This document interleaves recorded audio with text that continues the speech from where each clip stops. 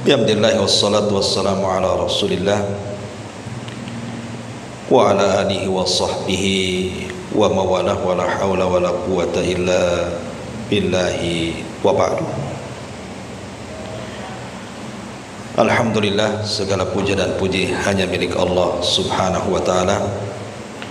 Salawat dan juga salam kita hadiahkan kepada Rasul kita Nabi besar Muhammad sallallahu alaihi wa ala alihi wasallam. Terlanjutkan kajian tafsir daripada surah Al-Baqarah. A'udzubillahi minasyaitonir rajim. Bismillahirrahmanirrahim.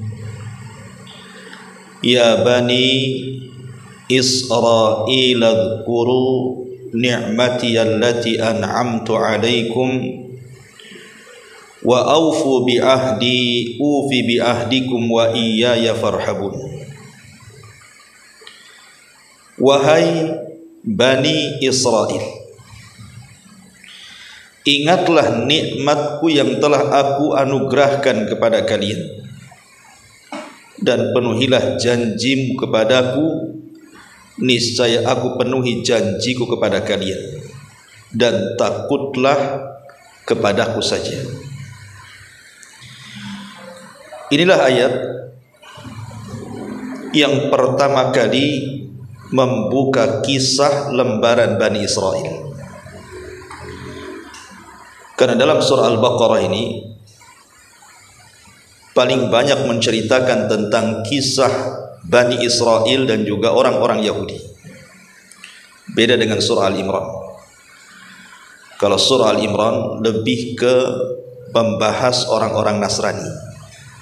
Karena asbab nuzul surah Al-Imran itu salah satunya adalah ketika datang kabilah Najran yang beragama Nasrani ingin masuk Islam. Tapi kemudian mereka berdialog lebih dahulu tentang siapa Isa, ibundanya, dan juga soal ketuhanan. Maka turunlah surah Al-Imran 1 sampai ke hampir 100 ayat. Tapi surah Al-Baqarah ini lebih banyak bicara tentang orang Yahudi. Umumnya bicara soal Bani Israel. Karena harus dibedakan Bani Israel dengan Yahudi. Yahudi itu bagian daripada Bani Israel, tapi Bani Israel bukan Yahudi. Karena Bani Israel itu kumpulan dari 12 kabilah, salah satunya Yahudi. Jadi setiap Yahudi adalah Bani Israel, tapi tidak setiap Bani Israel dia Yahudi. Malam ini kita akan berkisah tentang Bani Israel.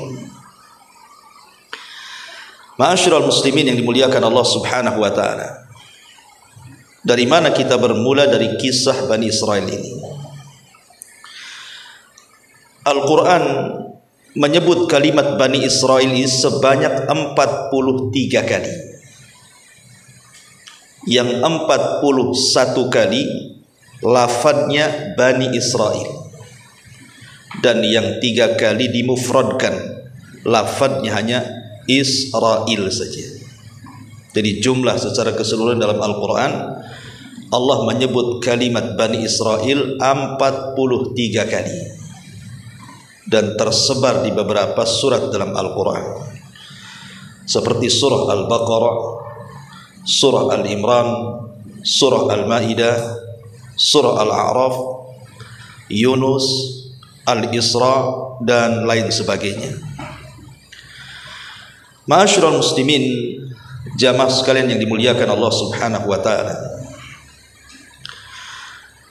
Al-Quran paling banyak mengkisahkan Bani Israel. Kaum yang paling banyak dikisahkan itu adalah Bani Israel. Padahal umat-umat para nabi itu banyak. Umpamanya kaum Ad, umatnya Nabi Hud. Kaum Samud, umatnya Nabi Saleh. Kaum Sodom, umatnya Nabi Lut. Artinya dalam Quran itu umat-umat para nabi banyak juga diceritakan.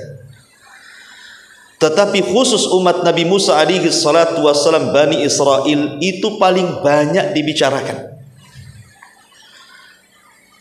Jadi kisah Bani Israel ini hampir menyeluruh dalam Al-Quran itu. Artinya bahwa Nabi yang paling banyak dibicarakan dalam Al-Quran itu adalah Nabi Musa, sebagai Nabi daripada Bani Israel.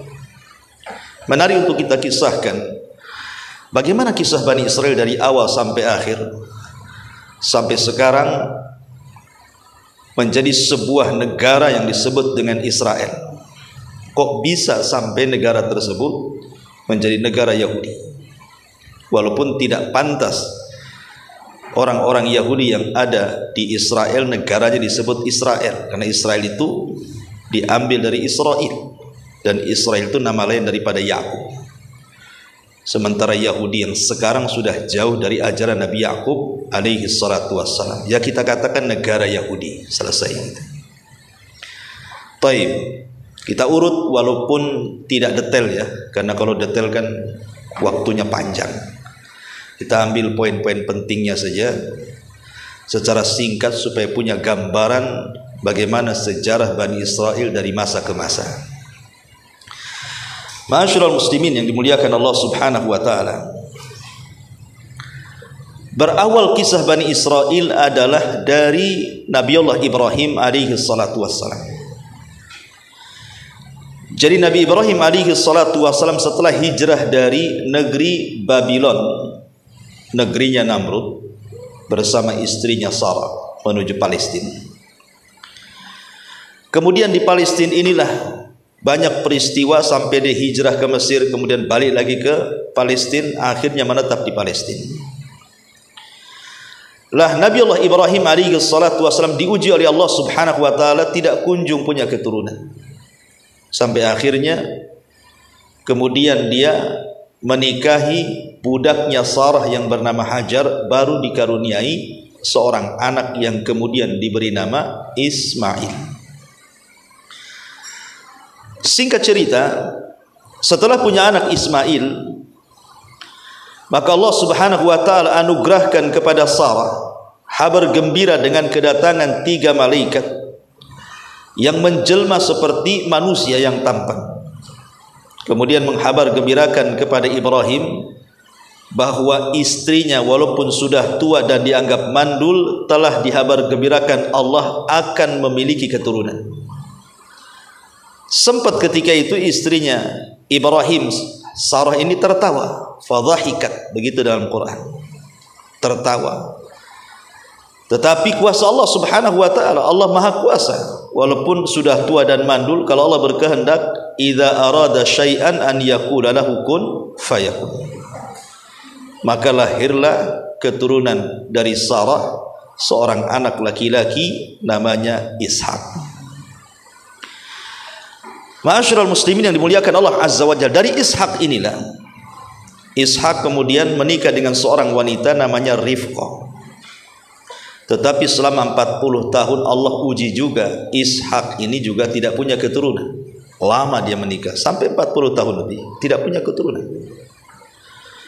Akhirnya Allah Subhanahu wa taala anugerahkan kepada Ishak punya keturunan, sekali punya anak kembar pula dia. Kemudian lahirlah anak pertama yang disebut dengan Al-Is. Al-Is ini yang kemudian disebut Abu Rum, bapaknya orang-orang Romawi. Salah satu nabi keturunan Al-Is adalah Nabi Ayub alaihi salatu wassalam. Kemudian setelah Al-Is pun akhirnya kemudian Nabi Allah Yakub, Nabi Allah Ishak alaihi salam kemudian dikarunia lagi anak keduanya. Jadi beruntun, namanya anak kembar satu perut. Pertama keluar Al-Is, rupanya ada lagi anaknya dari Rifqah ini, rupanya keluarlah Yakub. Disebut Yakub karena Yakubu dalam bahasa Arabnya, karena dia menyusul abangnya, menyusul keluar, itu dalam bahasa Arab disebut Yakub namanya. Maka lahirlah Yakub. Yakub inilah yang kemudian bapaknya seluruh Bani Israel. Karena Yakub itu memiliki nama lain yang disebut dengan Israel. Dan itu disebutkan di dalam Al-Quranul Karim. Allah mengatakan dalam surah Ali Imran ayat 93, kullu ta'ami kana hillal li bani Israel illa ma harrama Israilu ala nafsi min qablu an tanzilat Taurah qul fa'tu bit Taurati fatluha in kuntum shadiqin. Semua makanan adalah halal bagi Bani Israel melainkan makanan yang diharamkan oleh Israel, maksudnya Yakub, untuk dirinya sendiri sebelum Taurat diturunkan. Katakanlah jika kamu mengatakan ada makanan yang diharamkan sebelum turun Taurat, maka bawalah Taurat itu lalu bacakan jika kalian memang orang-orang benar.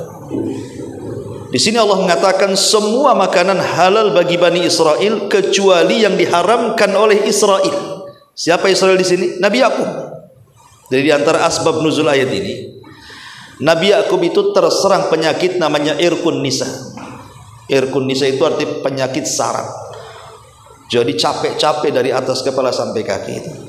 Pegal-pegal bahasa kita. Tidak bisa sembuh. Akhirnya datangkan tabib atau dokter. Kemudian kata dokter disarankan untuk tidak makan daging unta. Sejak itu Nabi Yakub mengharamkan memakan daging unta. Nabi Yakub mengharamkan bagi dirinya memakan daging unta karena faktor kesehatan. Tapi kemudian seluruh anak-anaknya juga ikut-ikut mengharamkan memakan daging unta. Padahal tidak ada halangan bagi mereka kan. Karena ihtiram kepada ayahnya, mengharamkan tidak mau makan daging unta. Ikut-ikut pula anak-anaknya. Sejak itu dari kebiasaan turunan daripada Yakub, mereka tidak mau makan daging unta dan mereka haramkan. Mereka tidak tahu bahwa Yakub tidak mau makan daging unta itu karena faktor kesehatan. Makanya di sini Allah mengatakan setiap makanan adalah halal bagi Bani Israel, baik unta atau yang lainnya, kecuali yang diharamkan oleh Israel, maksudnya Yakub.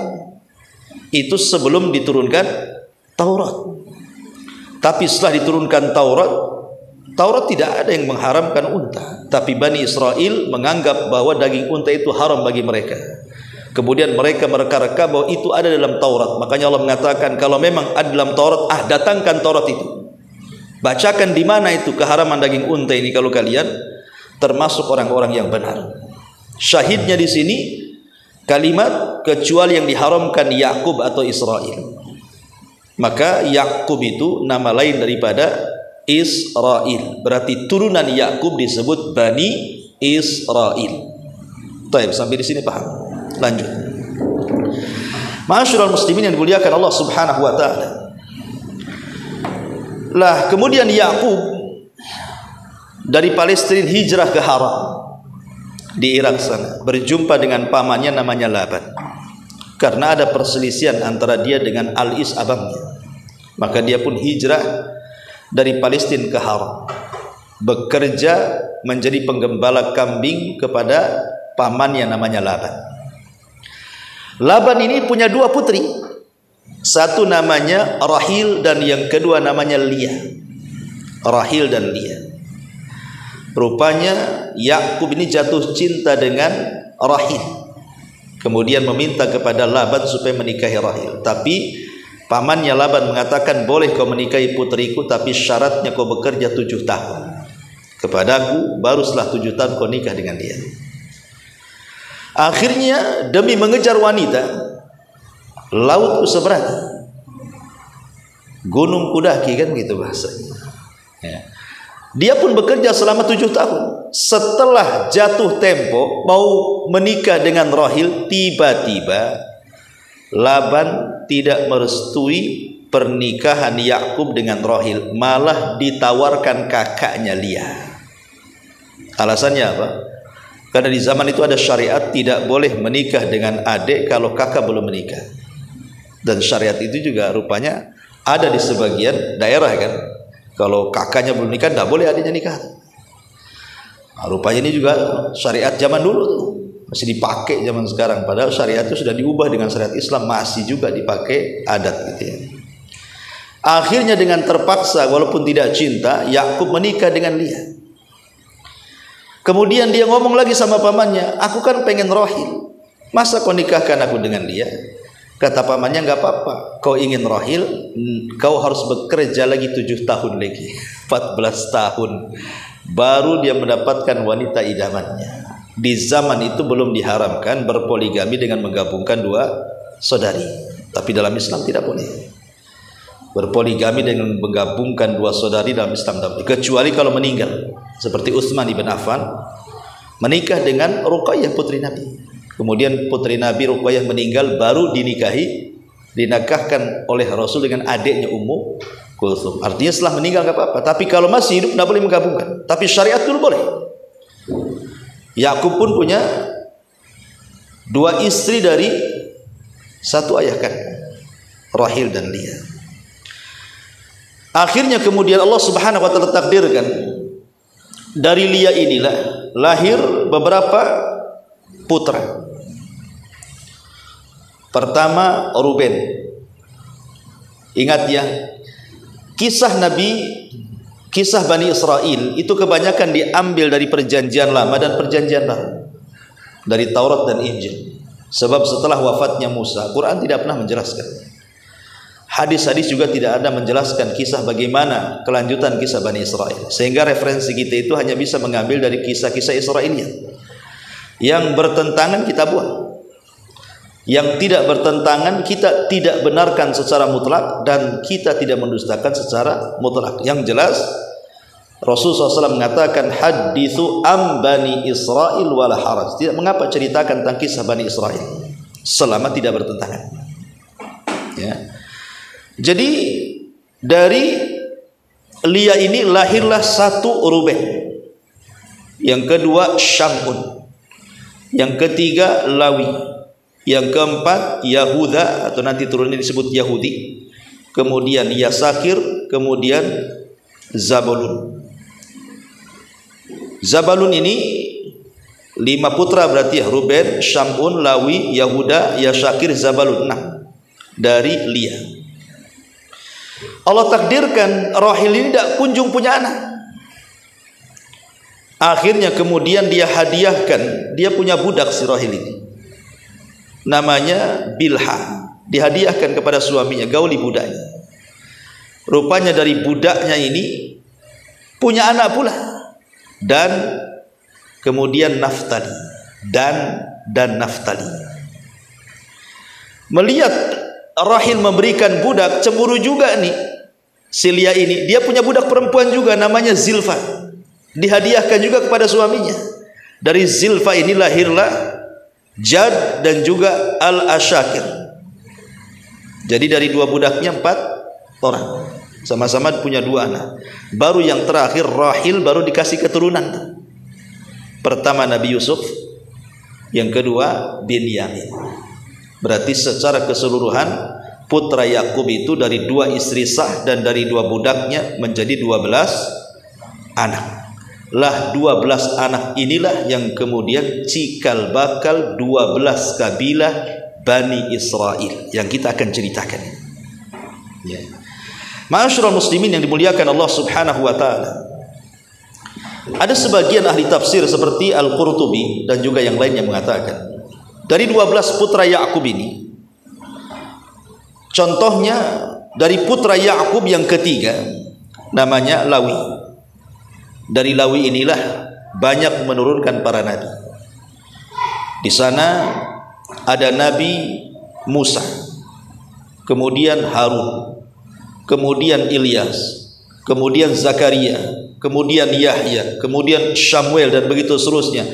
Pokoknya garis keturunan para nabi itu kebanyakan dari Lawi putra Yakub. Itu melahirkan para nabi itu turunannya, Lawi ini.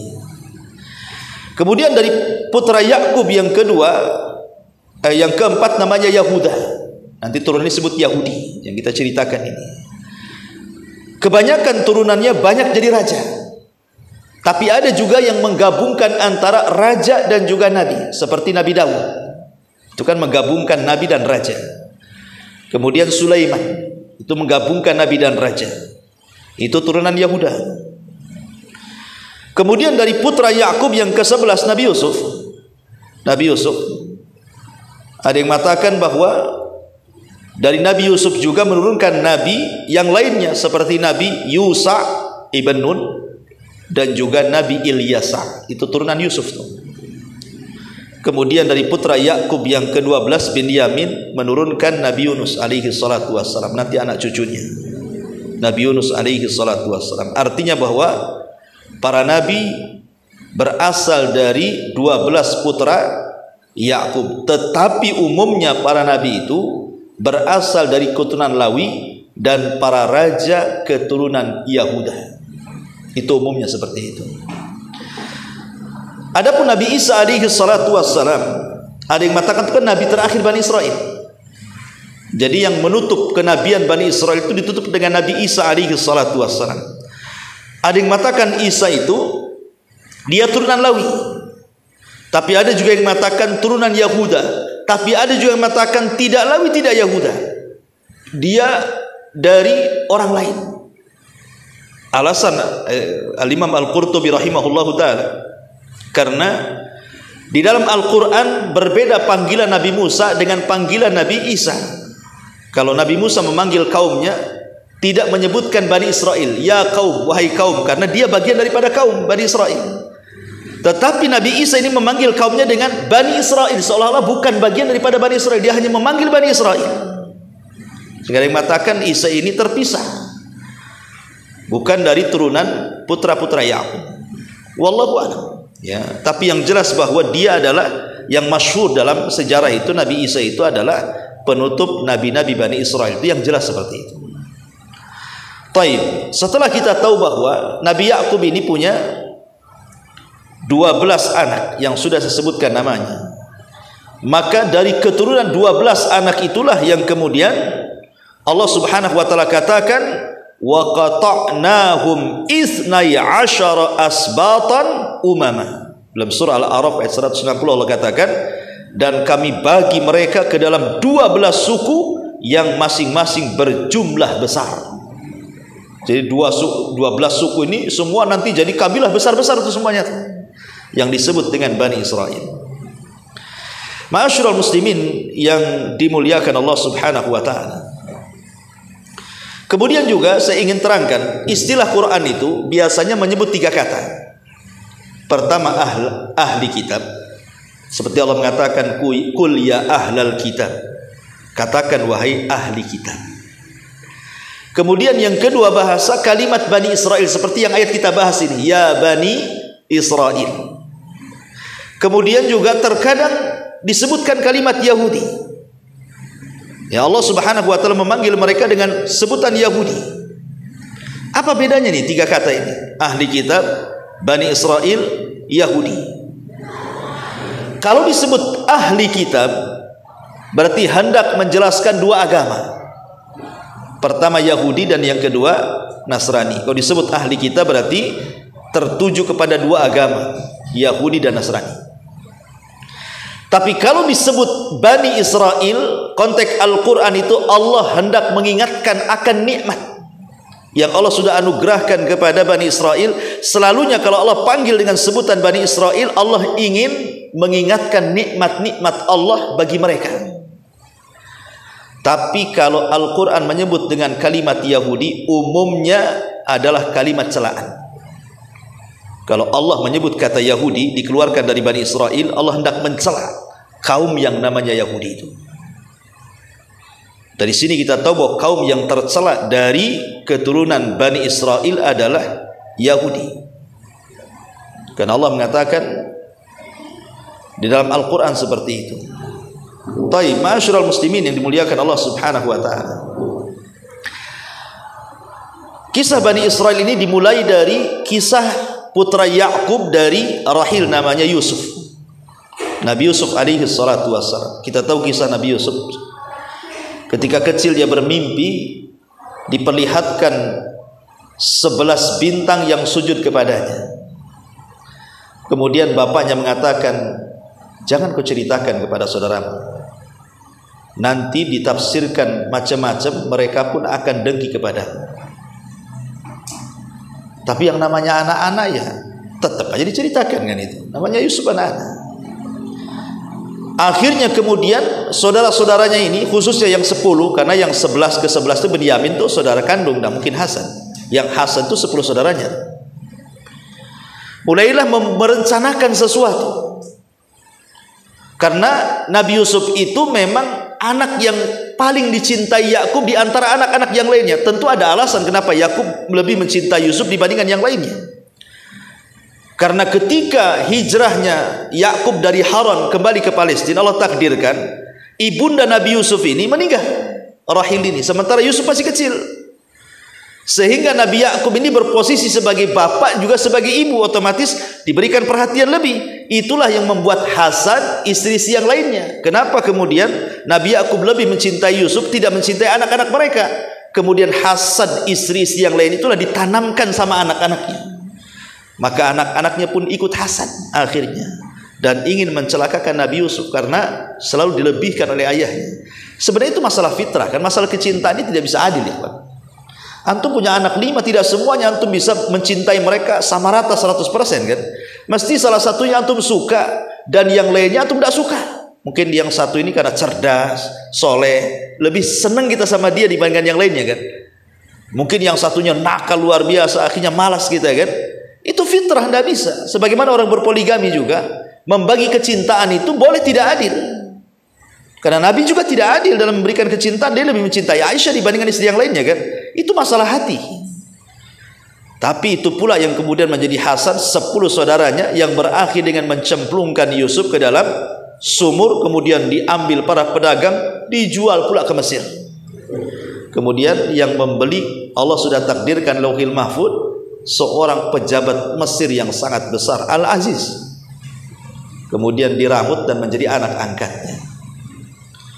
Singkat cerita, banyaklah peristiwa-peristiwa kalau kita cerita Nabi Yusuf kepanjangan. Singkat cerita, akhirnya Nabi Yusuf pun setelah banyak masa dilalui sampai di penjara karena kasus dia tidak mau melayani Zulaiha, tapi kemudian Allah berikan kecerdasan takwil mimpi. Kemudian dia pun menakwilkan mimpi sampai satu hari raja bermimpi aneh, ditakwilkan Nabi Yusuf. Disitulah kemudian Nabi Yusuf menawarkan diri untuk mengikuti alur mimpinya. Jadilah dia bendaharawan Mesir ketika itu, ekonom ya, yang akan membangkitkan ekonomi Mesir. Intinya Yusuf jadi orang nomor 2 di Mesir setelah Fir'aun Mesir. Tapi Fir'aun Mesir bagus di zaman Nabi Yusuf. Fir'aun yang jahat itu di zaman Nabi Musa ya. Jadi kaum Hekos itu, kaumnya Fir'aun di zaman Nabi Yusuf itu baik. Yang tidak baik itu adalah kaumnya siapa? Fir'aun di zaman Nabi Musa alaihi salatu wassalam ya, kaum Kipti namanya. Dan kaum Kipti ini juga yang kemudian mengalahkan kaum Hekos Fir'aunnya di zaman Nabi Yusuf, akhirnya berkuasa ya. Dengan sebab itulah mereka memperbudak Bani Israel. Singkat cerita, akhirnya kemudian setelah kemudian Yusuf pun memboyong semua keluarganya dari Palestina ke Mesir, maka keluarga Nabi Yusuf tinggal di Mesir. Akhirnya berkembang biak turunan-turunannya itu anak-anak Yakub. Disitulah kemudian terkenal menjadi perkampungan pertama Bani Israel di zaman Nabi Yusuf. Dan itu sampai bertahun-tahun, sampai Nabi Yusuf meninggal dunia. Mereka berada di atas agama tauhid, tetapi terus-menerus sampai akhirnya kabilah Hekos ataupun kerajaan Hekos yang dipimpin oleh Fir'aunnya di zaman Nabi Yusuf kemudian ditumbangkan oleh kaum Kipti, Fir'aunnya Nabi Musa. Kalah gitu ya. Yang tadinya Bani Israel dihormati oleh kerajaan Mesir, sekarang justru dihinakan. Disitulah permulaan kehinaan Bani Israel, diperbudak oleh Fir'aun di zaman Nabi Musa. Apa alasannya? Ada yang mengatakan karena Fir'aunnya di zaman Nabi Musa itu, ada yang mengatakan Ramses yang kedua, ada yang mengatakan namanya Mus'ab, Khalid ibn Mus'ab atau terbalik atau Mus'ab ibn Khalid. Yang jelas bahwa dikenal dengan Ramses yang kedua. Adapun yang ditemui jasadnya yang sekarang dimumikan oleh kerajaan Mesir ini, wallahu alam Fir'aun yang mana gitu ya. Walaupun ada yang memprediksi ahli sejarah bahwa itulah Fir'aun di zaman Nabi Musa, namanya Ramses yang kedua. Yang sekarang kalau kita ke Mesir pengen lihat muminya Fir'aun, ya datanglah ke piramid sana ya. Intinya bahwa lah ketika kemudian dikuasai oleh Fir'aun ini bermimpi. Dalam mimpinya dia melihat ada api dari Palestina, kemudian datang ke Mesir membakar satu negara Mesir, kecuali perkampungan Bani Israel tidak terbakar. Setelah kemudian dia mimpi berkali-kali dengan mimpi yang sama, Fir'aun pun khawatir. Akhirnya dia kumpulkan penasihat spiritualnya dari kalangan paranormal, dukun-dukun dan yang semacamnya. Kemudian ditakwilkan bahwa ada bayi yang akan lahir dari tengah Bani Israel yang akan meruntuhkan kekuasaannya.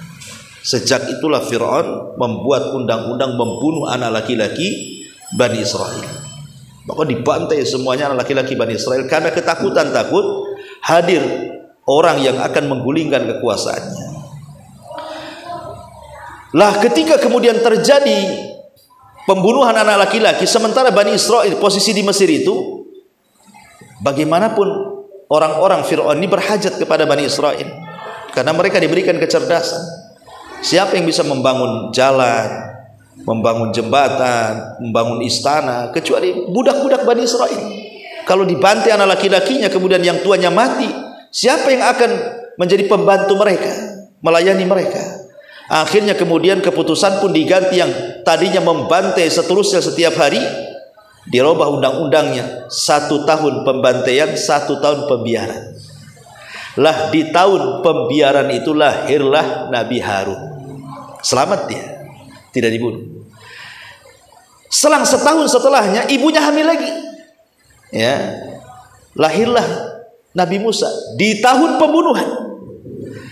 Makanya kemudian Allah Subhanahu wa taala sudah membuat siasat gitu ya. Karena semua atas takdir Allah Subhanahu wa taala, ketika lahir Nabi Musa oleh ibunya disembunyikan. Tapi karena takut, akhirnya dia pun diletakkan di sebuah tabut kotak. Kemudian kotak itu ditali dan dihanyutkan. Setiap mau makan atau menyusui ditariklah kotak itu. Kemudian Musanya diletakkan di situ. Sampai pada suatu hari, karena ketakutan dia mendengar ada prajurit, dia lupa ngikat talinya. Lepas pula itu kotak itu. Akhirnya kotak itu hanyut di sungai Nil, rupanya terdampar di dekat istana Fir'aun. Kemudian ketahuan oleh para penjaga, dilaporkan kepada istrinya Fir'aun namanya Asya bintu Muzahim. Kemudian diambil kotak itu. Nggak ada yang berani buka kotak itu karena khawatir emas, khawatir perhiasan. Nanti kalau perhiasan disangka perhiasan istana, disangka dia maling kan gitu. Jadi nggak ada yang berani buka kotak. Yang pertama kali membuka kotak siapa? Asya bintu Muzahim. Pas dibuka rupanya bayi. Dan Allah langsung tanamkan kecintaan. Karena Asya tidak punya anak laki-laki. Fir'aun itu tidak punya anak laki-laki. Akhirnya kemudian dirambutlah Nabi Musa di tengah keluarga Fir'aun. Ma'asyiral muslimin yang dimuliakan Allah Azza wa Jalla. Singkat cerita, setelah Musa kemudian dewasa, kemudian Nabi Musa pun jalan-jalan di gang-gang kota Madinah. Ada pula anak muda turunan Bani Israel sedang bermasalah dengan anak muda turunan kaum Kipti, kaum Fir'aun. Tiba-tiba anak muda yang turun Bani Israel meminta pertolongan. Maka Musa menolongnya, tetapi kemudian tanpa sengaja membunuhnya. Orang yang bermasalah dari kaum Kipti, kaum Fir'aun ini bukan orang biasa rupanya. Dia anak muda dari seorang anak pejabat. Ya, beda berurusan dengan anak pejabat dengan berurusan anak tukang ojek ikhwan. Kalau urusannya sama orang-orang kecil selesai lah kan itu. Kalau disumpal pakai duit selesai, nggak usah diteruskan kasusnya. Kalau sama pejabat tidak bisa. Ya, cari siapa pembunuhnya. Maka ketika itu belum ada yang ketahuan siapa pembunuhnya. Masalahnya Musa lewat lagi di satu hari, rupanya anak muda yang ditolong itu bermasalah lagi. Memang tukang masalahnya anak muda ini, yang Bani Israel. Lewat Musa minta tolong lagi. Musa malah mendekati menasihat, disangka mau membunuhnya. Teriaklah kemudian Bani Israel, "Hei Musa, apakah kau akan membunuhku seperti kau membunuh orang itu kemarin?" katanya. Orang-orang tahu siapa pembunuhnya sekarang. Maka sampailah di telinga Fir'aun, pasukan pun dikerahkan untuk menangkap Musa. Tapi Musa diberikan nasihat oleh orang yang bijak supaya cepat pergi. Maka berangkatlah Musa ke Madian. Kemudian 20 tahun di Madian sampai dia menikah dan punya anak. Kemudian setelah 20 tahun balik lagi ke Mesir, rupanya di tengah jalan dia mendapatkan pohon zaitun penuh dengan api. Kemudian dia mendekati pohon itu, rupanya ada panggilan dari Allah Subhanahu wa taala, Musa diangkat menjadi nabi dan rasul dan disuruh berdakwah kepada Firaun. Maka pulanglah dia ke Mesir, betul-betul dia berdakwah kepada Firaun. Banyak persoalan di situ. Ya, dan banyak mukjizat yang Allah anugerahkan kepada Musa. Tapi Fir'aun pun tak kunjung kemudian mau menerima dakwah Nabi Musa. Justru yang ada tagha, malah melampaui batas sampai menantang duel dengan tukang sihir. Lah ketika Nabi Musa kemudian berduel dengan tukang-tukang sihir Fir'aun, diakhiri dengan kemenangan duel Nabi Musa, sehingga seluruh tukang sihir Fir'aun bertobat kemudian sujud kepada Allah. Ketika itu Fir'aun sudah enggak berani mengganggu Nabi Musa. Maka Musa pun kemudian bertahun-tahun tinggal di tengah Bani Israel, mendakwahkan dakwah Islam kepada mereka. Tapi sampai satu hari, akhirnya Allah Subhanahu wa taala merintahkan Musa untuk membawa Bani Israel ke mana? Ke Palestina. Mendengar bahwa Bani Israel akan pergi, maka Fir'aun tidak terima. Dia siapkan pasukan besar untuk membantai Bani Israel. Maka kejar-kejaranlah kemudian Bani Israel yang dipimpin Nabi Musa dan para tentara yang dipimpin Fir'aun. Sampailah kemudian menyeberangi lautan. Akhirnya Fir'aun pun ditenggelamkan dan Musa serta Bani Israel melihat dengan kedua mata mereka Fir'aun dan pasukannya ditenggelamkan di Laut Merah. Allah katakan fa'aghraqnahum, kami tenggelamkan mereka semuanya. Dari sini Bani Israel sudah diseberangkan jauh dari Mesir. Lah ketika ma'asyiral muslimin yang dimuliakan Allah Subhanahu wa taala, Bani Israel ini melanjutkan perjalanan dari Palestina menuju tanah perjanjian Baitul Maqdis. Sepanjang perjalanan ini banyak peristiwa yang menunjukkan buruknya akhlak mereka. Ya, buruknya akhlak sebagian Bani Israel, tidak semua. Sebagian besar Bani Israel, termasuk kabilah Yahudi dalamnya. Seperti mereka ketika Allah taklukkan Baitul Maqdis disuruh membungkuk, malah kemudian tidak mau membungkuk. Disuruh berdoa kepada Allah, hittah, ya Allah ampuni dosaku, malah hintah, minta makan. Belum lagi kemudian Bani Israel ini mereka membangkang kepada Nabi Musa alaihi salatu wasallam di banyak hal, mengeluh, menuntut, sampai banyak mukjizat Allah tampakkan kepada mereka, tidak sadar-sadar juga Bani Israel ini. Sehingga macam-macam peristiwa seperti ketika terjadi pembunuhan, kemudian Musa mengatakan sembelih sapi, malah mereka banyak tanya, akhirnya susah pula nyari sapinya. Kalaulah kemudian bukan karena mereka mengucapkan insya Allah, tentu mereka tidak akan mendapatkan sapinya. Itu pun dengan harga yang sangat mahal. Bentuk bagaimana mereka mempersulit diri, Allah mudahkan, mereka minta untuk mempersulit diri. Kemudian ketika mereka diberikan makanan lezat manna dan salwa, malah minta pula yang enggak enak. Manna dan salwa ini kan makanan dari langit, tinggal makan saja. Ini enggak, maunya bawang, sayuran, lalapan bahasa kitanya kan. Gimana dikasih makanan enak mau lalapan pula kan itu. Kemudian ketika kemudian mereka ingin mendengar, orang-orang pilihan itu mendengar suara Allah ketika berfirman kepada Musa, mereka tidak mau mendengar, mereka mau melihat katanya. Allah seperti apa? Datang halilintar, membunuh mereka semua, tapi kemudian dihidupkan kembali. Macam-macam ceritalah kalau kita mau sedikit perjalanannya, terlalu lama. Intinya bahwa sampai kemudian di tanah perjanjian, Musa ini tinggal masuk saja dan Bani Israel ke Baitul Maqdis. Masalahnya harus melewati satu kota namanya Ariha. Ariha ini dipenuhi dengan kaum Kan'aniyun, turunan kaum Ad, orangnya besar-besar. Bani Israel tidak berani jihad. Akhirnya mereka mengatakan kepada Musa, ya Musa, kalau kami harus berperang untuk masuk ke Baitul Maqdis, kami tidak bisa. Kemudian mereka mengatakan, idhab anta wa rabbuka faqatila innaha huna qa'idun. Kalau kau mau jihad, jihad sana berdua dengan Tuhanmu, kami duduk-duduk memperhatikan di sini katanya. Akhirnya mereka pun oleh Allah diazab, tidak bisa keluar dari negeri itu. Disebut Arduti. Selama 40 tahun disitulah Harun meninggal. Kemudian Nabi Musa pun meninggal. Belum masuk ke Baitul Maqdis. karena tidak mau jihad. Lah setelah Nabi Musa meninggal dan juga Harun sebelumnya meninggal, akhirnya kemudian estafet kepemimpinan di bawah naungan Yusha ibn Nun, anak muda yang kemana-mana di bawah Nabi Musa, sampai ketika berjumpa dengan Khidir pun dibawa tuh Yusha ibn Nun. Rupanya dia pula yang meneruskan perjuangan.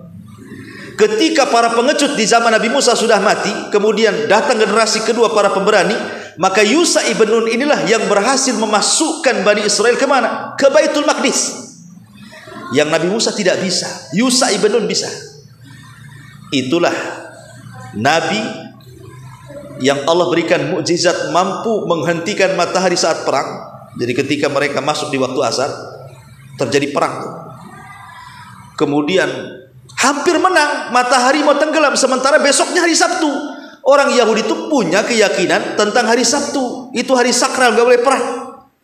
Kalau sampai berhenti peperangannya gagal lagi, maka Yusha mengatakan kepada matahari, engkau makhluk yang diperintah, aku juga nabi yang diperintahkan. Maka aku berdoa kepada Allah agar engkau berhenti. Akhirnya matahari pun berhenti, tidak tenggelam sampai peperangan menang baru ditenggelamkan. Satu-satunya nabi yang bisa menghentikan matahari karena izin Allah adalah Yusha ibn Nun. Itulah akhirnya Yusha ibn Nun berhasil memasukkan Bani Israel ke Baitul Maqdis. Disinilah pengasas kerajaan Bani Israel pertama. Ya. Karena gini, ikhwatu fillah muliakan Allah Subhanahu wa taala. Bani Israel ini kalau saya boleh singkat itu menjadi 3 fase. 4 fase. Nanti kita akan cerita ini. Bani Israel ini sepanjang perjalanan dari kisah Yusha ibn Nun memasukkan Bani Israel ke Palestina ini nanti akan melewati 4 fase. Apa saja itu? Pertama, Ahdul Qudah, era kehakiman. Yang kedua, Ahdul Mulukul Awal, era kerajaan yang pertama. Kemudian yang ketiga, Ahdul Muluki Tsani, era kerajaan yang kedua. Baru yang terakhir, Fatratu ma ba'da tadmiril Quds, ada era setelah penghancuran Baitul Maqdis, era penjajahan. Nanti Bani Israel akan dijajah oleh banyak umat. Ya. Inilah 4 poin tentang kisah Bani Israel dari masuknya Bani Israel ke Palestina oleh Yusha ibn Nun, maka berlakulah 4 fase ini. Ma'asyiral muslimin yang dimuliakan Allah Azza wa Jalla. Pertama, era kehakiman. Era kehakiman ini di mana Bani Israel dipimpin para nabi. Jadi yang memimpin Bani Israel itu para nabi. Dan yang pertama adalah Yusha ibn Nun yang memimpin mereka. Makanya di dalam Injil, dalam perjanjian lama itu, di situ ditulis tentang kitab hakim-hakim namanya. Di mana hakim-hakim ini maksudnya para nabi, itulah yang memerintahkan 12 kabilah dari turunan Yakub yang disebut Bani Israel tadi. Jadi dipimpin para hakim, dipimpin para nabi. Ada yang mengatakan sekitar 350 tahun, ada yang mengatakan sekitar 1000 tahun dipimpin para nabi. Ya. Ma'asyiral muslimin yang dimuliakan Allah Subhanahu wa taala, sampai pada waktunya karena banyaknya penyimpangan, banyaknya pertikaian, banyaknya kekufuran, banyaknya permusuhan antar kabilah dari 12 kabilah itu. Jadi susah untuk disatukan. Ya. Belum lagi kemudian mereka berani kepada para nabi. Makanya Bani Israel itu dikenal sebagai pembunuh para nabi. Pokoknya datang nabi saja tidak cocok dengan hawa nafsunya, dibunuh tuh. Itu diantara perangainya orang-orang Yahudi Bani Israel itu. Pokoknya tidak cocok saja nabi, bunuh. Sampai satu hari itu ada 70 nabi dibantai mereka. Sehingga sulit untuk disatukan. Sangat sulit untuk disatukan. Dari situlah kemudian mereka pun meminta supaya nabi yang terakhir yang memimpin mereka namanya Samuel meminta kepada mereka, kami tidak mau dipimpin para nabi, tapi kami mau dipimpin seorang raja. Karena ketika itu banyak pertikaian, permusuhan sehingga melemahkan Bani Israel dan mereka diserang oleh kaum dari luar, oleh tentara Jalut. Ya. Karena mereka kemudian dijajah oleh orang luar sehingga mereka bercerai-berai. Akhirnya mereka minta kepada Nabi Samuel untuk diangkat seorang raja yang kuat bisa mengalahkan Jalut. Samuel pun kemudian memberikan solusi kepada mereka bahwa ada anak muda tapi miskin, namanya Tolut. Mau kalian jadi saya tunjuk Tolut? Mereka nggak mau karena Tolut orang miskin. Kami loh orang banyak orang kaya, kenapa mesti dia katanya?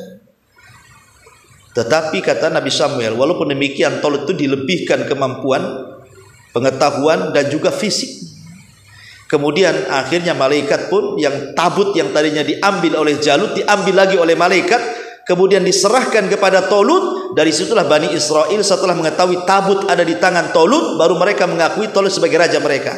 Karena mereka meyakini kalau tabut berada di tengah-tengah mereka, setiap peperangan menang. Tabut itu kotak yang dulu Musa diletakkan di situ, dihanyutkan. Lah itu tabut namanya. Kotak itu berisi tongkatnya Nabi Musa, bajunya Nabi Musa, peninggalan Nabi Harun ada di kotak itu. Dan mereka yakini siapapun yang berperang membawa kotak itu menang. Lah Tolut sekarang punya kotak itu yang tadinya direbut Jalut, diambil malaikat, diserahkan ke Tolut. Akhirnya mulailah mereka berjihad bersama Tolut melawan Jalut. Ya. Dibawalah pasukan besar ribuan. Tapi kemudian diuji ketika melewati sungai, jangan minum banyak-banyak, malah minum banyak-banyak. Rupanya yang tersisa dari pasukan itu cuma 314 orang. Lah di antara pasukan itu ada yang paling muda namanya Daud. Perang di zaman itu kan tidak langsung perang, ada sistem mubarozah namanya, sistem adu tanding. Mana jagoanmu? Ini jagoan gua. Rupanya Jalut sendiri jagoannya, menantang tentara Tolut. Tidak ada yang berani melawan Jalut. Siapa yang berani melawan Jalut? Ya, pegulat hebat, pembunuh, takutlah tentaranya Tolut. Akhirnya Tolut mengiming-imingi siapa yang bisa mengalahkan Jalut, dia akan menikah dengan putriku dan akan mewarisi tahtaku. Tidak ada juga yang mau. Ya, buat apa menikahi putrinya, kemudian mewarisi tahtanya kalau harus mati pula di tangan Jalut? Kalau mati kapan nikahnya? Mati lawan Jalut. Ya. Tapi Nabi Daud ini memang sudah Allah takdirkan, yang paling kecil, yang paling muda dia berani. Karena Daud itu diberikan keahlian suka melempar ketepel serigala yang hendak memangsa kambing-kambingnya, dan selalu tepat dan mati. Jadi dia pelempar batu. Sekali dilempar batu saja kena kepalanya, matilah si Jalut itu.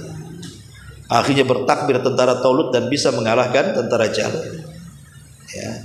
Sejak itulah kemudian Tolut, Nabi Daud menikah dengan salah satu putri Tolut. Lah karena Daud semakin dikenal oleh masyarakat, Tolut ini hasad, berusaha ingin membunuh Nabi Daud gitu ya. Jangan sampai kemudian diserobot kekuasaannya kan itu. Karena kalau orang berkuasa untuk jatuh itu sulit ikhwan. Sangat sulit. Orang kalau sudah berkuasa kemudian diberhentikan kekuasaannya udah bisa. Harus ada 7 periode, 8 periode lagi ke depannya kan itu. Kalau bisa kan itu. Karena namanya sebuah kekuasaan itu sebuah kehausan. Haus orang itu kalau jabatan itu mau fitnah. Sama dengan harta juga fitnah. Sudah dapat yang diinginkan, pengen lagi hartanya. Sudah dapat dengan pengen lagi, terus seperti itu. Jabatan juga sebegitu. Kalau bisa jangan dihentikan sampai mati. Lah Tolut itu seperti itu. Hasad kepada Daud, padahal itu menantunya kan begitu ya. Tapi di ujung hayat Tolut pun kemudian tobat, mengakui kesalahannya. Ketika Tolut meninggal, maka sebagaimana janjinya Daud harus jadi raja. Maka inilah berubah dari era kenabian menjadi era kerajaan. Dimulai daripada Tolut, kemudian Daud. Dan Daud ini satu-satunya yang menggabungkan dua karunia Allah di tengah-tengah Bani Israel. Pertama, dia seorang raja plus juga nabi. Hampir tidak ada kalau Bani Israel nabi ya nabi saja, raja-raja saja. Dia pula menggabungkan tuh, raja plus nabi. Makanya kekuasaan Nabi Daud kuat sekali. Bani Israel suka dengan Nabi Daud. Tidak ada yang mencela Nabi Daud. Biasanya kalau datang Nabi bunuh, datang Nabi bunuh. Enggak. Satu Bani Israel cinta dengan Nabi Daud. Barulah Bani Israel itu jadi kuat di tangan Daud alaihi salatu wassalam. Tapi sayang Daud pun harus meninggal. Kemudian tahta turun kepada Nabi Sulaiman. Lebih kuat lagi Bani Israel. Karena Nabi Sulaiman Allah berikan mukjizat yang tidak diberikan kepada para nabi yang lainnya. Lebih hebat lagi Bani Israel. Masalahnya ketika kemudian Nabi Sulaiman meninggal dunia, maka inilah yang terjadi. Mulailah melemahnya Bani Israel. Maka masuk era yang ketiga, era kerajaan kedua.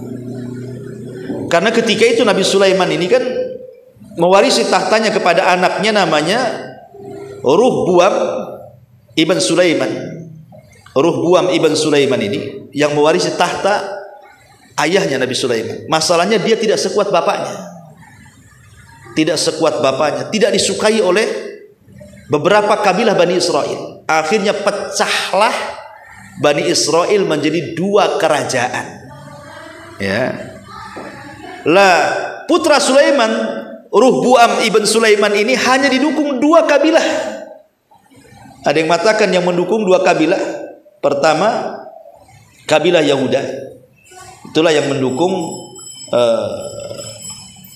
Dan yang kedua, kabilah Binyamin. Jadi hanya dua saja, kabilah Binyamin dan kabilah Yahuda yang mendukung putra Sulaiman ini, Ruhbuam ibn Sulaiman ini.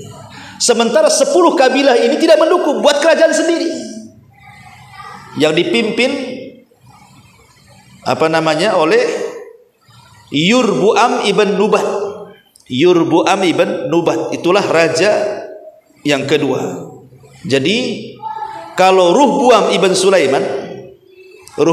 Sulaiman ini dia mendirikan kerajaan yang disebut dengan kerajaan Yahudi. Kerajaan Yahudi yang ibu kotanya Yerusalem. Ya. Ada yang mengatakan begitu. Jadi kerajaan Israel atau kerajaan utara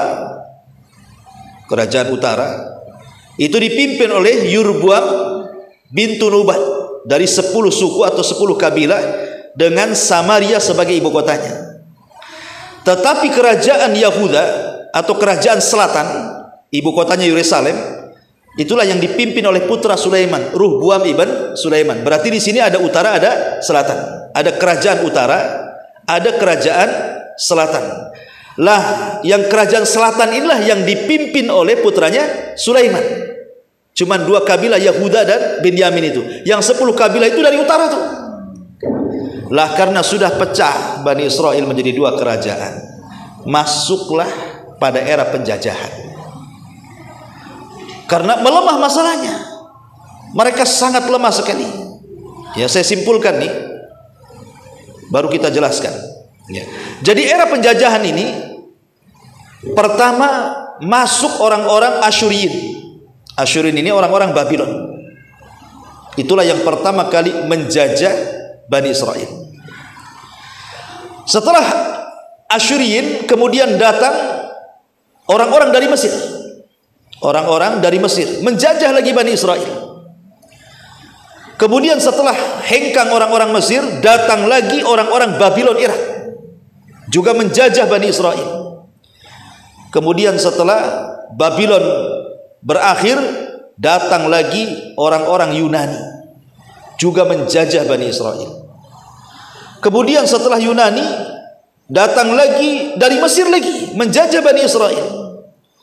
Kemudian berakhir dengan dijajah oleh orang-orang Romawi yang mengganti Haikal Sulaiman menjadi dewa-dewa yang ma'ruflah disembah oleh orang-orang Romawi. Bagaimana kisahnya dari penjajahan-penjajahan ini? Ma'asyiral muslimin yang dimuliakan Allah Subhanahu wa taala, era penjajahan ini kenapa? Karena ketika Bani Israel semakin jauh dari ajarannya, mereka makin kufur, murtad, syirik, sebagiannya membangkang perintah para nabi sebelumnya. Itulah yang menjadi kelemahan Bani Israel. Belum lagi cerai-berai berpecah menjadi 2 negara. Itu yang menjadikan kemudian mereka makin lemah. Ma'asyiral muslimin yang dimuliakan Allah Subhanahu wa taala, pertama, era penjajahan ini datang orang-orang Asyur. Orang-orang Asyur dari Irak menguasai kerajaan Israel yang di utara. Yang 10 kabilah yang berkumpul itu dijajah oleh orang-orang Asyur ini. Ada yang mengatakan datang Raja Sarjun yang kedua pada tahun 722 Masehi, sebelum Masehi, dari Irak, kemudian menyerang Palestina dan akhirnya mampu menguasai kerajaan utara Palestina. Lah kerajaan utara Palestina ini atau yang ibu kotanya Samaria ini hancur, lebur, betul-betul hancur. Bahkan yang 10 kabilah ini hilang begitu saja. Memang betul-betul dimusnahkan rasnya. Sehingga yang tersisa dari keturunan kabilah ini bergabung dengan yang di selatan.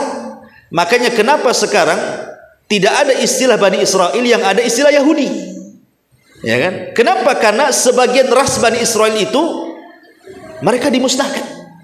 Yang 10 kabilah itu dimusnahkan. Tinggal sedikit, yang sedikit inilah gabung dengan kerajaan Yahudi. Makanya sampai hari ini mereka disebut Yahudi. Karena suku-sukunya sudah hilang, musnah masalahnya ya. Nah, padahal kita tahu bahwa Bani Israel itu kan dari 12 kabilah, tapi sekarang yang disebut Yahudi. Kita katakan Yahudi kan itu, nggak ada lagi Lawi atau apa, Yahudi.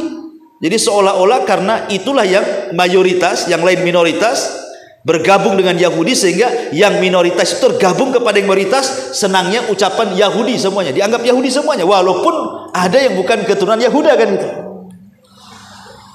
Ma'asyiral muslimin yang dimuliakan Allah Azza wa Jalla. Sampai kemudian akhirnya datang era Bukhtun Nasr. Ini yang paling serem, karena Bukhtun Nasr ini satu di antara raja penguasa dunia. Kata Imam Qatadah, seorang ahli tafsir, mengatakan dunia ini pernah dikuasai oleh 4 raja. Yang maksudnya menguasai dunia ya, bukan menguasai Mesir. Kalau Mesir kan Fir'aun, itu Mesir aja. Tapi ini menguasai dunia, bukan hanya Mesir, tapi dunia dikuasai, dan itu hanya ada 4 raja. Pertama Nabi Sulaiman, yang kedua Dzulqarnain, dua-duanya muslim. Kemudian yang kedua Namrud, dan yang keduanya adalah Bukhtun Nasr. Inilah Bukhtun Nasr, inilah Raja Babil yang datang kedua kalinya menghabisi orang-orang Yahudi di Palestina, menghancurkan Palestina sehancur-hancurnya, dan memperbudak Bani Israel sampai dibawa ke mana-mana ya. Sampai akhirnya mereka pun berpencar. Ma'asyiral muslimin yang dimuliakan Allah Azza wa Jalla. Ketika Babylon ini dikuasai oleh mereka, tapi Allah takdirkan kemudian orang-orang Bukhtun Nasr dikalahkan oleh Persia. Ya, jadi Persia nyerang Babylon, kalah Babylon. Kemudian dikuasai oleh orang-orang Persia. Lah orang-orang Persia ini, ikhwatu fillah muliakan Allah Azza wa Jalla, berbuat baik kepada Bani Israel. Jadi Bani Israel yang berada di Irak Babylon ini dipulangkan kembali ke Palestina sebanyak 50.000 kurang lebih. Sisanya masih tetap tinggal di Babylon. Tapi masalahnya, ma'asyiral muslimin, mereka ketika kemudian mereka kembali, kemudian Persia kalah dengan Romawi. Akhirnya gantian sekarang Romawi yang menjajah Palestina.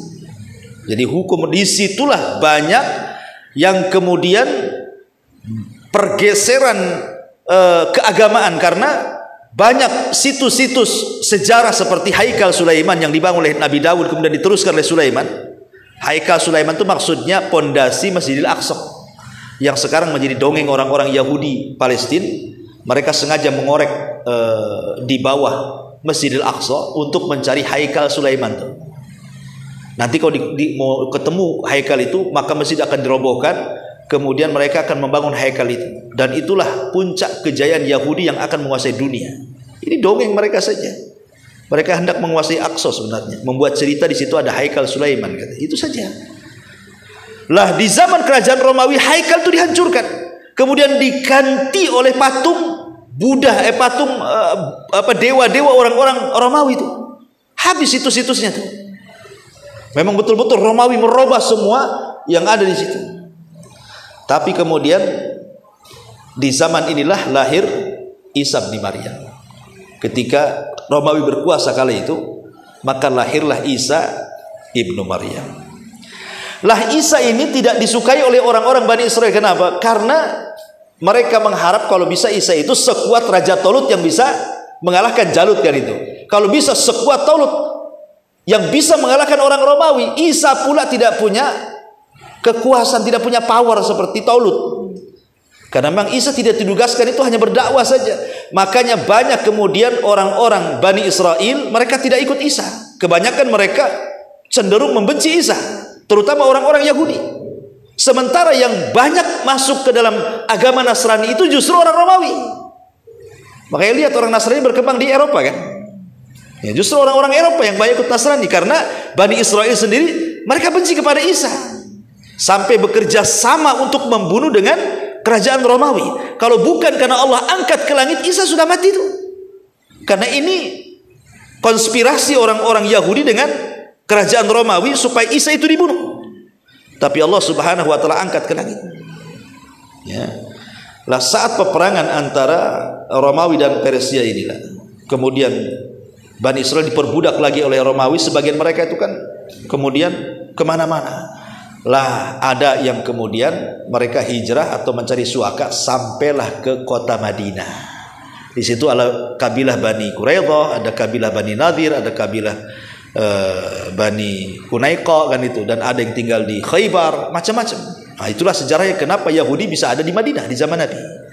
Karena ketika kalahnya Persia oleh Romawi, kemudian Romawi menguasai Bani Israel lagi, maka akhirnya mereka kemana-mana. Yahudi dipencar ke sana kemari, sampailah ke kota Madinah dan Khaybar. Singkat cerita, ma'asyiral muslimin yang dimuliakan Allah Subhanahu wa taala, ketika era Isa sudah nggak ada lagi, ya, maka di tahun 135 Masehi setelah lahirnya Isa bin Maryam, orang-orang Yahudi melakukan pergolakan lain di zaman pemerintah Romawi pada masa Raja Romawi kala itu. Jadi mereka berusaha untuk, ya bahasa kita yang menggulingkan, tapi gagal. Berkali-kali mereka hendak memberontak kepada kerajaan Romawi, gagal terus. Sampai akhirnya mereka pun diusir dari Yerusalem. Sejak itulah akhirnya berakhirlah kerajaan Bani Israel. Setelah Isa diangkatnya, sudah tidak ada lagi kerajaan Bani Israel. Karena akhirnya di masa Nabi kan berpencar di mana-mana Yahudi, satu dunia. Ada yang di Madinah, ada yang di mana-mana kan. Cuman kebanyakan lari ke kota Madinah. Kenapa? Karena ada kabar dari padri-padri pendeta mereka bahwa di situ akan lahir Nabi akhir zaman yang akan mengembalikan kejayaan mereka. Masalahnya ketika Nabi itu sudah muncul, nggak mau beriman. Kok nabinya orang Arab katanya? Yang kami inginkan itu Nabi turunan Bani Israel. Dari situlah mereka membenci kepada Rasul, memusuhi Rasul, sehingga tidak ada yang masuk Islam di zaman itu. Orang Yahudi kecuali bisa dihitung dengan jari. Beda dengan orang Nasrani, ribuan masuk Islam, tapi Yahudi tidak ada yang masuk Islam. Sampai akhirnya ma'asyiral muslimin yang dimuliakan Allah Azza wa Jalla, kehinaan demi kehinaan di zaman Nabi, sampai terusir mereka dari kota Madinah karena pengkhianatan orang-orang Yahudi kepada Nabi Shallallahu Alaihi Wasallam. Apakah kemudian kehinaan yang Allah timpakan kepada orang-orang Yahudi di masa sampai masa Nabi SAW diusir saja? Tidak. Bahkan setelah Nabi Shallallahu Alaihi Wasallam meninggal, dan Yahudi juga di mana-mana, ikhwatu fillah muliakan Allah Subhanahu wa taala. Kita tahu bahwa di zaman modern Yahudi juga tidak luput dari siksaan negara-negara. Contoh umpamanya di Eropa. Di Eropa yang ketika itu Eropa di bawah kekuasaan Nasrani Inggris. Ya. Jadi pada tahun 1298 Masehi, Raja Edward yang pertama, Raja Inggris itu yang beragama Nasrani, itu mengusir seluruh orang-orang Yahudi dari Inggris. Kalau tidak dibantai, akhirnya mereka pergi. Ya. Kemudian di Perancis, ya, pada tahun 1582 Masehi, Raja Louis yang ke-9 juga sama menyiksa dan mengusir mereka semuanya dari Perancis. Tidak boleh ada orang Yahudi di Perancis. Kemudian juga dijelaskan, bukan hanya itu saja, para pendeta Katolik pada tahun 1540 Masehi, di mana di Italia membunuh orang-orang Yahudi dan mengusir mereka jangan sampai tinggal di Italia. Kemudian juga pada tahun 1842 Masehi dan juga 1902 Masehi, ini terjadi di Rusia, ya, ketika hakim kekaisaran Nasrani itu juga ribuan Yahudi dibunuh di Rusia. Kemudian di Jerman di masa Adolf Hitler, ya, bahkan jelas hampir tidak boleh di Eropa itu ada orang yang Yahudi hidup, dibantai oleh Hitler.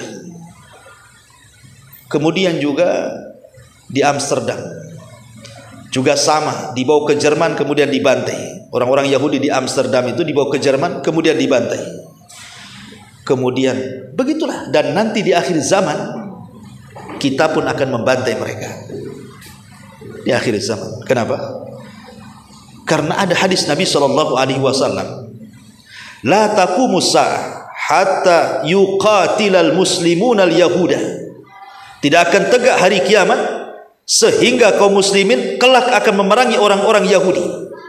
Fayaqtuluhum al-muslimuna hatta yakhtabil yahud min wara'il hajari wasyajar. Maka kaum muslimin akan memburu orang-orang Yahudi sehingga orang Yahudi bersembunyi di balik pohon dan batu. Kemudian batu dan pohon akan berbicara dan mengatakan, ya Muslim ya Abdullah. Nih orang Yahudi di balik batu, di balik pohon, bunuh dia. Sehingga akan jadi bulan-bulanan kaum muslimin kelak di akhir zaman ketika terbunuhnya Dajjal di tangan Isa bin Maryam. Begitulah Allah hinakan orang-orang Yahudi karena kesombongan mereka kepada Allah, kesyirikan mereka, kekufuran mereka, pembangkangan mereka, pembunuhan kepada para nabi dan begitu seterusnya. Makanya Allah hinakan sepanjang zaman orang-orang Yahudi itu. Ya, ma'asyiral muslimin yang dimuliakan Allah Subhanahu wa taala, masalahnya bagaimana mereka bisa berkumpul kembali di Palestina di zaman sekarang? Kok bisa punya negara? Kan itu. Gimana ceritanya? Ma'asyiral muslimin yang dimuliakan Allah Azza wa Jalla, ada yang mengatakan pada tahun 1616 Masehi ada seorang yang bernama Sir Henry Fish dari Inggris, itu menulis buku namanya Nidaul Yahud, panggilan bagi orang-orang Yahudi. Itu berawal dari buku itu. Buku itu dicetak, disebar kemana-mana. Jadi seruan kepada orang-orang Yahudi untuk berkumpul kembali. Ini awalnya, gara-gara buku yang dicetak banyak-banyak. Kemudian muncul seorang jenderal ma'ruf namanya, ya, namanya Napoleon Bonaparte. Itu kan ma'ruf kisahnya, ya, Napoleon Bonaparte itu. Juga sama juga mereka menegakkan negara, meminta supaya orang-orang Yahudi itu punya negara dan mengarahkan ke Palestina. Jadi Napoleon inilah yang mengarahkan orang-orang Yahudi supaya punya negara di Palestina. Mengingat sejarah seolah-olah Palestina itu milik mereka begitu. Kemudian muncul propaganda berikutnya, ada seorang pemikir Yahudi dan seorang Zionisme, dia juga sama membuat gerakan-gerakan bahwa Palestina itu tanah mereka, mulai pengklaiman begitu. Ya. Maka tahun 1882 Masehi, ketika itu kan yang berkuasa ya di Palestina sampai ke Mesir itu kan masih di bawah kekuasaan Turki Utsmani. Ya, yang berkuasa itu Sultan Abdul Hamid. Ya, sebelum kemudian tumbang oleh Kemal Atatürk. Ya. Jadi meminta kepada Sultan Abdul Hamid yang ada di Turki ketika itu supaya menyerahkan sebagian bumi Palestina untuk orang-orang Yahudi, tapi ditolak, nggak mau. Padahal mau dibayar besar tuh, tapi dia nggak mau nih Sultan Abdul Hamid ini. Sampai akhirnya kemudian mereka pun orang-orangnya dulu licik. Mereka mulai mengkader orang-orangnya sampai kemudian dimasukkan ke dalam tubuh Nasrani. Jadi orang cerdas dimasukkan ke dalam tubuh Nasrani sampai Allah takdirkan orang pintar mereka jadi seorang pendeta besar di Vatikan. Jadi orang Yahudi menyusupkan orang supaya jadi Nasrani. Saking cerdasnya, subhanallah, akhirnya dia pun berhasil menjadi paus di Vatikan. Orang Yahudi menyamar jadi paus di Vatikan. Ya orang Israel tidak tahu.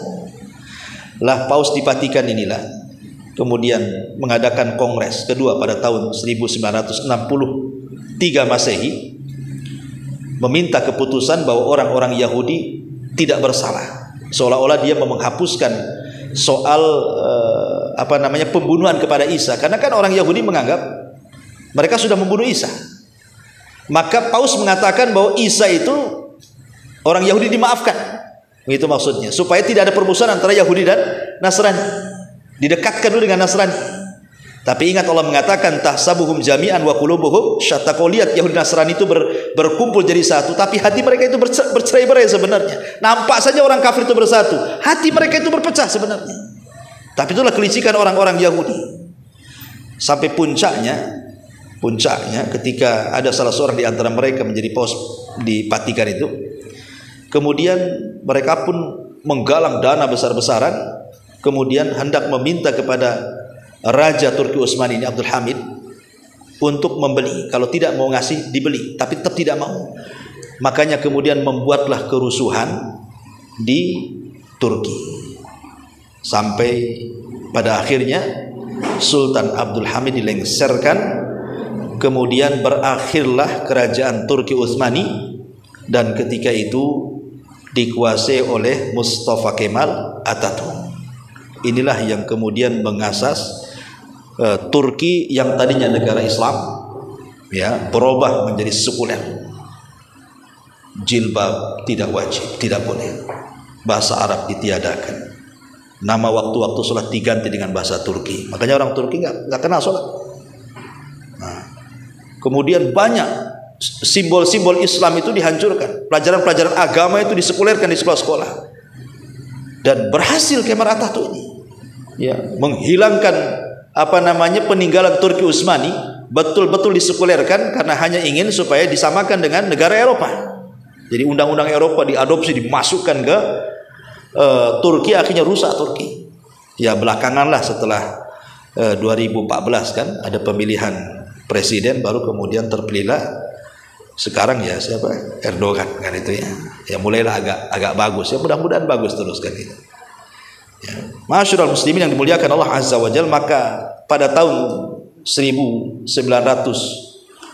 Masehi, Menteri Luar Negeri Inggris yang bernama siapa lupa namanya, mengizinkan orang-orang Yahudi ini tinggal di Palestina.